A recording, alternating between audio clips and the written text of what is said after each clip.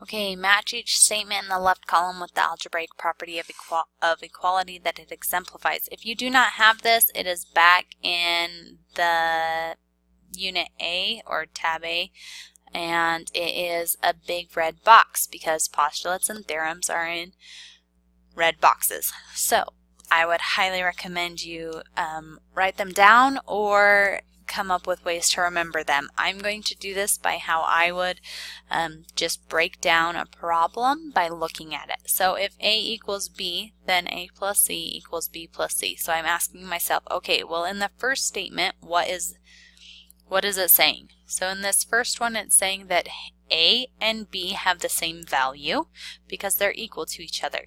So then I'm going to ask myself, well, what changed? So I notice in this one, they added C to both sides. So then I'm thinking to myself, well, adding C to both sides, adding is addition. So then I'm going to see if there's an option for addition. Addition property of equality. So they added the same thing, plus C and plus C to both sides. So that's how I would work through this, just logically talking about what has changed. So if I look at the first statement again, if A equals B, then A minus C equals B minus C. My first question is, what is the first statement saying? It is saying that A and B have the same value because they're equal to each other.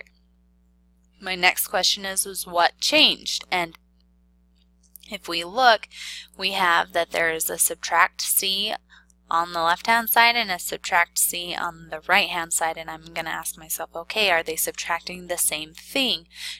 Yes, because C is being subtracted from both sides. So then this would be subtraction property of equality. So then if A equals B, then A times C is equal to B times C. Again, what is it saying in the first one? It's saying that A and B have the same value, so they're equal to each other. And then this one is saying that I multiplied by C on both sides. That's what I'm seeing is different. And so it's saying that if I multiply something that was originally of the same value, A and B, if I multiply each of them by the same thing, multiplied by C, then they're still going to be equal to each other. So that is the multiplication property. And again, I'm just going to look at this. Okay, I have two things that are of equal value, A and B. What's happening to them here? A is being divided by C, so is B is also being divided by C. So that's still saying that if I have two values that are the same and I divide them by the same number, it's still going to stay equal. So that's division property of equality. A equals A, this is our mirror one, which is our reflection, which is the reflexive property. If A equals B, then B can replace A in any expression. So this is like the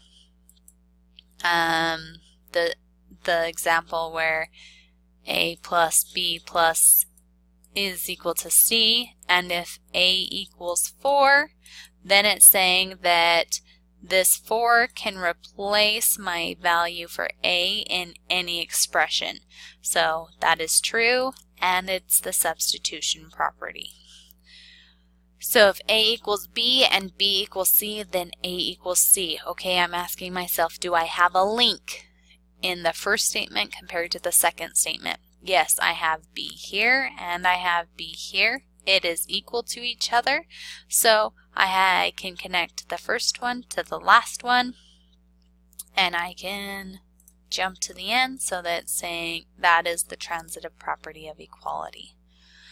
So that's how I would break this down without having the list of theorems up, is I would just look at the structure and ask myself, what is different? What's changing? Is it the same for both sides? What does it mean? I hope that helps.